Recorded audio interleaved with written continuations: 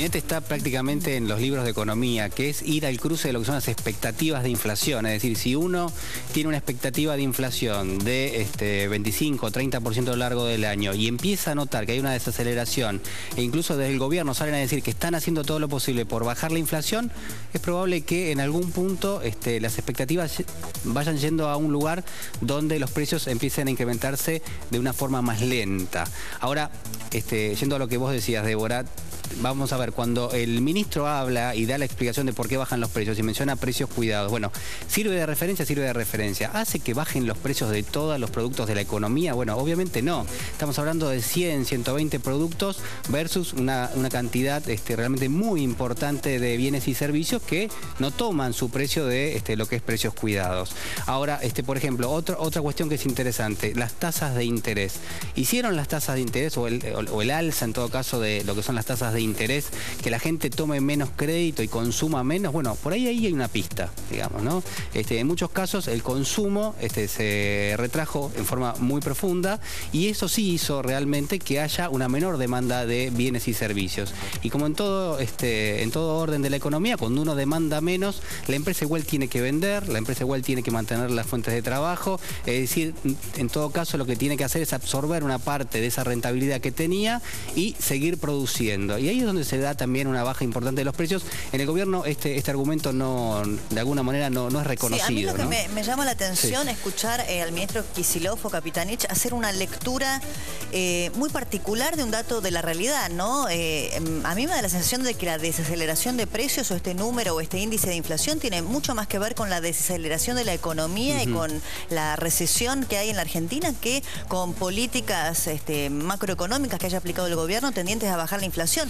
A mí me parece que si hay desaceleración en algunos precios, no tiene que ver con la política de precios cuidados, tiene que ver con que hay menor capacidad y poder adquisitivo por parte de los ciudadanos, porque los aumentos de paritarias de los que tienen la suerte de tener un trabajo en blanco, que no son todos los trabajadores desde ya, cualquier incremento salarial fue devorado por la inflación en estos meses. Entonces la gente tiene menos dinero para gastar, es 1 más 1, 2. Y los servicios, por ejemplo, hablamos de la quita de subsidios. Vos preguntale a cualquier ciudadano en cuánto incidió en sus gastos mensuales. Bueno, eso es un argumento válido incluso para comparar. Hay analistas que están diciendo, bueno, esta recesión que estamos viviendo es muy parecida a la del año 2009. En rigor no, porque en el año 2009 se mantuvieron lo que eran los subsidios, incluso el combustible estaba congelado, es decir, había precios que sirven de insumo básico para la producción y para el consumo que no registraban aumento de precios. Este año sí registran aumento de precios. Entonces, hay una de las diferencias. Lo otro, lo preocupante es esto que vos mencionabas, digamos, a ver, que los alimentos hayan aumentado, según Kicillof, 0,7%, ¿es un dato positivo? Sí. ¿En qué contexto? En el contexto donde el promedio de los productos que mide el INDEC subió 1,4, es decir, se subió la mitad. Ahora hay otros servicios que obviamente no están alcanzados por los precios cuidados y que registran subas más importantes. Por ejemplo, lo que se llama esparcimiento, con un incremento del 2,7%. Lo que es educación, también 2% de suba en el mes. Indumentaria, 1,3%, es decir, la ropa, el calzado, los medicamentos, 1,3%. Y fue el motivo por el cual Kicillof, de alguna manera, acusó a los laboratorios. Le dijo, señores, dejen de subir los precios. Cuando en rigor la economía está, obviamente está en un contexto donde hay paritarias, donde hay aumento de costos a nivel general, y el dato que a mí me parece que es relevante es que cada vez, digamos, cuando uno define inflación se lo llama un aumento generalizado y sostenido de los precios. Así se define la inflación en economía. Quiere decir que si te aumenta un solo sector los precios, vos no puedes decir que hay inflación, que hay aumentos que están aislados. Ahora, cuando te aumentan todos los precios de una economía, evidentemente hay un factor que es exógeno a lo que es ese sector puntual. Es decir, en este caso lo que estamos viendo es que cada vez es más amplio lo que es la cobertura del aumento de precios. Cada vez la economía aumenta sus precios en un nivel más amplio, aunque en una magnitud quizás un poquito menor. El otro dato que me parece importante es que no se puede comparar el dato del INDEC con las consultoras privadas ni con el IPC Congreso. ¿Por qué? Porque son canastas distintas de productos. Claro, el IPC INDEC mide lo que es la variación de precios en todo el país. Son distintas canastas, incluso hasta regionales. El IPC Congreso lo que toma son la variación de precios de capital y una parte del Gran Buenos Aires. Y ahí es donde de alguna manera también hay que hacer una lectura, porque si el IPC Congreso subió, por ejemplo, para mayo, 2,3%, y el IPC del INDEC subió 1,4%. Digamos, acá hay una lectura sola que uno puede hacer, que es que en Capital y en Gran Buenos Aires los precios están muchísimo más altos que en el resto del país. Y que incluso el IPC del INDEC, que mide todas las canastas, pero que además mide los precios de Capital, es decir, que incluye los precios de Capital y Gran Buenos Aires, realmente ahí el diferencial es mucho mayor. Quiere decir que hay que irse al interior porque ahí están, realmente los precios son muy baratos. A ver, para mí va a contramano de lo que uno podría suponer, que es que los principales centros de producción están en el Gran Buenos Aires, que es donde están los mercados más importantes. Quiere decir que además tenés que sumarle el traslado de esos productos. Entonces, me parece que hay que empezar a hacer una lectura distinta de lo que son las cifras en todo caso, y a la hora de comparar, bueno, tener en cuenta cuáles son los productos que están conformando la canasta del INDEC y la canasta que relevan las distintas consultoras privadas y que se promedian en lo que es el IPC Congreso. Claro, está también el hecho cuando decís, aumentaron las ventas en los shopping. Sí. Eso que indica que, por ejemplo, comparando, antes se vendió 10 y ahora se vendió 15. ¿Pero por qué se vendió 15? ¿Seguimos viendo 10 pantalones que ahora valen 15? ¿O porque vendimos 15 pantalones? Bueno, P por Q se llama en el colegio, digamos, ¿no? Precio por cantidad. O es precio o es cantidad. El monto por ahí te da más. Pero por ahí es precio y no es cantidad. Por ahí vendiste menos pantalones, pero vendiste a un precio mayor. Entonces te va a dar un monto más importante. Digo, pero eso repercute en lo que es la producción, porque tenés menos trabajo, menos elaboración de producto y por lo tanto menos mano de obra, digamos. Claro, estamos en un contexto donde el gobierno reconoce que hay una caída del consumo. Con lo cual, este argumento que mencionaba Débora, me parece que es importante que el gobierno lo trae a cuento de nuevas medidas que va a impulsar para tratar de rescatar el consumo y para tratar de rescatar lo que es el crédito. Pero claro, bueno, si lo tenés como elemento... Lo que a mí me llama mucho la atención o no comprendo es que en las declaraciones públicas que recién escuchamos de Kicillof y Capitanich son casi de celebración. Pero yo digo, ¿qué celebran? Si la caída en la industria automotriz es estrepitosa, si la caída en la venta de inmuebles es notable, si hay una paralización en sectores productivos en donde vos mires. Eso es lo que a mí me cuesta comprender, ¿no? Que se celebre como un dato de la realidad auspicioso una situación que es verdaderamente preocupante desde el punto de vista económico. Sí, uno extraña algo que se llaman las metas de inflación. Las metas de inflación es cuando un gobierno, a través de su Banco Central, dice, miren señores, este año, en los próximos 12 meses, mi meta de inflación va a ser 16%. Supongamos que este 1,4 que obtuvo el INDEC lo podamos trasladar y proyectar 12 meses hacia adelante, te da casi 17% anual. No es una tasa mala de inflación si vos venís del 30 o del 35.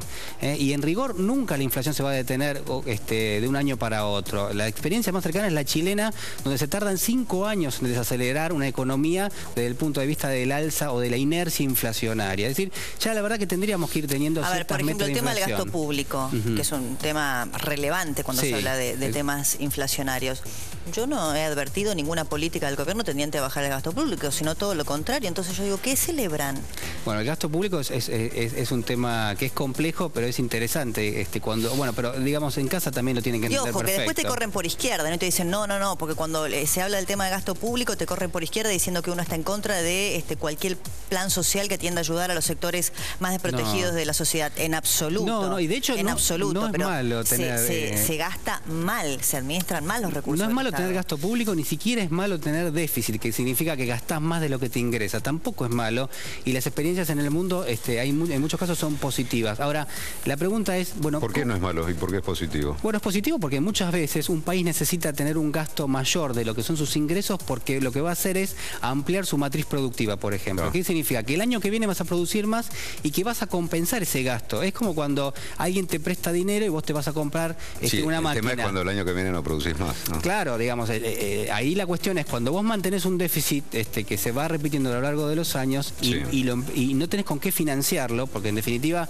si vos sacás un préstamo para comprarte una máquina, para producir más, para ir pagando ese préstamo, está todo bien. Ahora, si vos sacás un préstamo para comprar una máquina, pero esa máquina finalmente no termina compensando lo que vos gastaste, empezás a entrar en una rueda de deuda, que es precisamente donde está el gobierno hoy, y lo termina financiando, lamentablemente, emitiendo dinero, emitiendo pesos, más de 100.000 millones de pesos, que en definitiva lo que hacen es presionar el alza de lo que es la inflación. Después, por supuesto, hay oligopolios, hay monopolios, como decía recién el ministro Kicillof, Kicillof. Pero de todas formas, lo que hay que entender es que si se propone, que obviamente desde el gobierno nunca se va a proponer un ajuste, pero sí se van a proponer medidas desde el punto de vista de alguna manera, ir bajando las expectativas de inflación. Bueno, si se propone a la población, bueno, señores, va a haber menos inflación en la economía, como gobierno también vos tenés que decir, bueno, y además yo voy a gastar menos y en todo caso voy a tratar de encaminar las cuentas públicas. En rigor hoy el gobierno está mirando hacia otro costado, que es, bueno, voy a tratar de traer dólares para alimentar las reservas, para tratar de bajar las tasas de interés, para que el crédito sea más barato, para que la economía se recupere. O sea, todo este caminito... Ahora, yo digo desde, sin hacer por ahí un análisis económico más fino, que es el que podés hacer vos, Julián, la baja de las tasas de interés también, a mí me parece que no va a desacelerar, digamos, este ritmo de crecimiento del dólar, sino todo lo contrario.